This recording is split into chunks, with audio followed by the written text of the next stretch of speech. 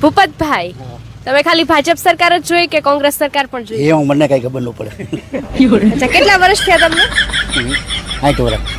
અચ્છા, 60 વર્ષ થયા છે. નરેન્દ્ર મોદીને ઓળખો છો? એને ઓળખે, ફોટા આવતા હોય.